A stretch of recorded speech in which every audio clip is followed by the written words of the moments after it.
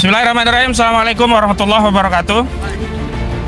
Pertama, kami ingin sampaikan kepada seluruh umat Islam Indonesia, mudah-mudahan apa yang kami lakukan ini mewakili sikap batin daripada umat Islam yang hari ini tentu saja punya kesatuan pandangan seperti yang akan kami sampaikan, namun ada uzur. Nah, kami karena ada di jantung ibu kota, kami menyampaikan aspirasi ini dalam rangka untuk menggugurkan kewajiban dalam Islam, yakni amar ma'ruf nahi mungkar.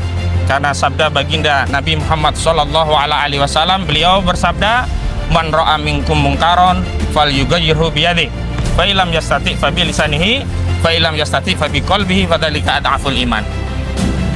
Jadi karena ada kemungkaran ya, jadi kami datang untuk menyeru kepada al-khair, dakwah dalam kerangka untuk mengingatkan. Ya, ini kami datang ke kantor Kementerian Agama RI berkaitan dengan ada upaya pembungkaman azan, siar azan yang biasa kita dengar setiap maghrib di seluruh stasiun TV nasional, hanya karena dalihnya untuk menghormati misa. Semestinya yang harusnya menghormati itu misa, menghormati azan. Apalagi rangkaian agenda yang dilakukan oleh Paus Fransiskus itu dilakukan di negeri Indonesia, negeri terbesar kaum muslimin. Kalau memang benar ya pesan-pesan perdamaian dari keagamaan Paus itu untuk seluruh umat, termasuk bagi umat Islam, harusnya Paus yang toleran kepada umat Islam, tidak memaksakan ritual keagamaan di dalam agama Kristen, dalam hal ini Katolik, untuk ditonton oleh seluruh mayoritas penduduk negeri ini yang mayoritasnya Muslim. Mohon maaf kalau itu acaranya lelang amal, ya pesta pembagian santunan, mungkin masih oke lah. Ini misa.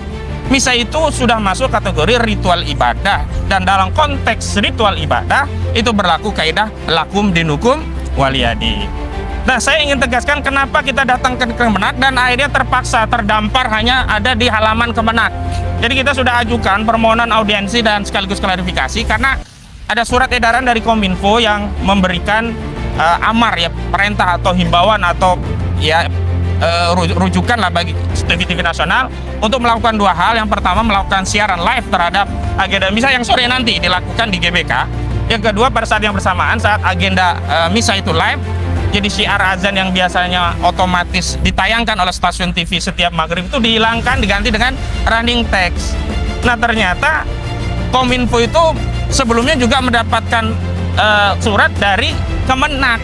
Jadi bagian Ditjen Bimas Agama Islam dan Katolik yang meminta Kominfo memberikan surat itu kepada media. Jadi kami mau datang, apa masalahnya sehingga harus demikian. Tetapi tadi setelah kami kirim surat, kami coba bisa nggak bertemu dengan pejabatnya di Kemenak.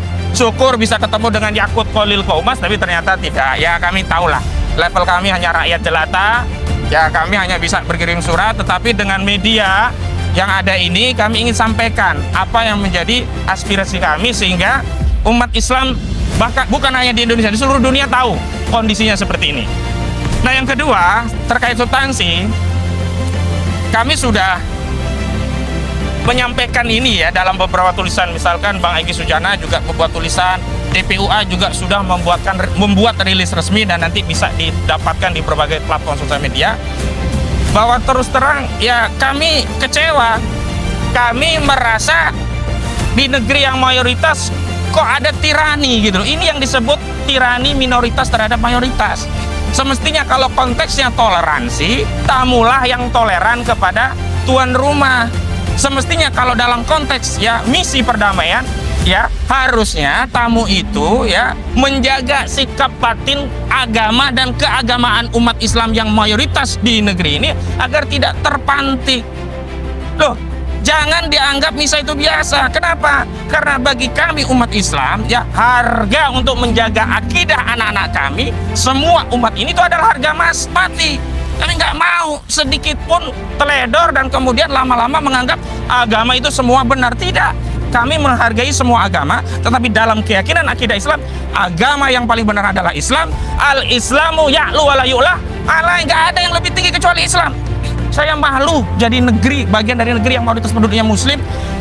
Ada paus tamu biasa saja. Kok ini seperti kita ada imam besar datang di sedemikian rupa disambut, bahkan bikin acara di masjid dengan dalih ini kepemimpinan spiritual. Enggak begitu. Memang Rasulullah dulu ada orang kafir ditawan, boleh ditaruh masjid, waktu itu di tali, ya, di salah satu tiang masjid. Dalam rangka apa? Biar mendengar Al-Quran, agar siapa tahu bisa ada hidayah masuk Islam. Jadi posisinya terhina itu yang dikencang di masjid tadi, tawanan. Bukan seperti ini, diterima gegap gempita, dimasukkan ke masjid, bicara dialog lintas iman, dialog lintas agama, pluralisme. Ini bahaya. Kenapa dalam Islam itu masalah akidah harga mati? Karena setiap orang yang akidahnya keluar dari Islam atau murtad, hukumannya dihukum mati. Karena itu bagi kami umat Islam menjaga akidah umat kami, agama kami, itu harga mati. Ini yang harus dipahamkan oleh Kemenak ini, Kementerian Agama atau Kementerian PKI ini. Harusnya Kementerian Agama itu menjaga akidah agama apapun. Dan dalam konteks kunjungan Paus ini nggak ada masalah sebenarnya. Asal tidak diadu-adu. Misa silahkan saja misa, yang azan tetap azan. Jangan misa kemudian mengganggu azan. Jangan misa diglorifikasi, di-live-kan ke seluruh warga Indonesia. Padahal mayoritas kan negeri ini negeri muslim terbesar gitu loh. Jadi awal mula ya orang lepas dari akidah Islam itu didangkalkan dulu. Nah, proses pendangkalan akidah itulah bagian dari upaya untuk mengeluarkan umat Islam dari agama ini yang kami tidak mau. Selanjutnya saya ingin tegaskan kepada Presiden Joko Widodo. Astagfirullah, rasanya baru sekarang ya terjadi yang seperti ini.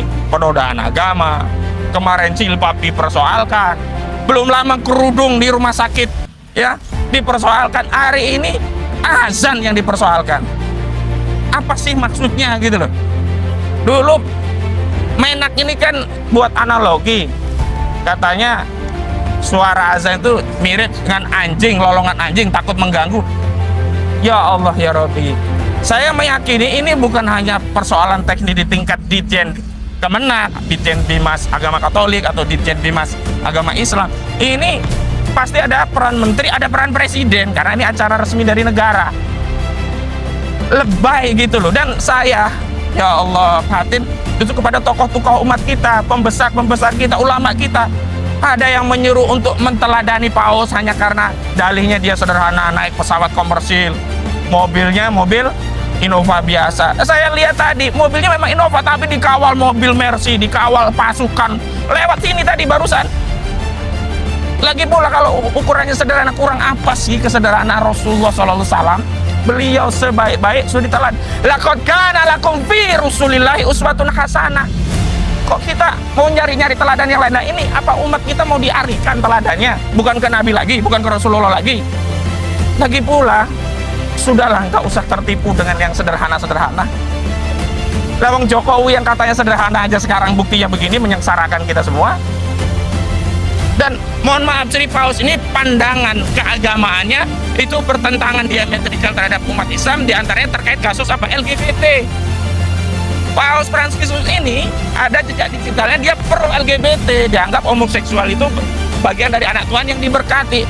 Ini kan merusak bagi kita, karena kita sedang menjaga anak-anak kita dari ancaman homoseksual. Kok sekarang ada pemimpin yang pro LGBT diminta, oh inilah figur sebagai yang patut diteladani gitu.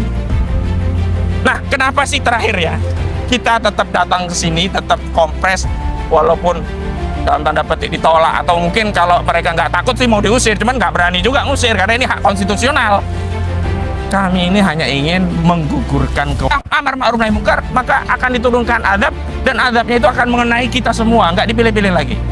Dan yang terakhir, kami ingin menyampaikan kepada umat, di tengah para tokoh yang hari ini mungkin serba permisif, tidak lagi peduli dengan urusan akidah agamanya, serba membolehkan apa-apa yang sebenarnya sudah tegas aturannya dalam agama, masih ada kami ya, sebagian kecil dari umat ini tetap menyuarakan kebenaran, dan mohon untuk terus didoakan agar kami selalu dilindungi oleh Allah, agar kami selalu dinaungi barakah Allah, dan selalu dimudahkan rezekinya, dipanjangkan umurnya, selalu sehat.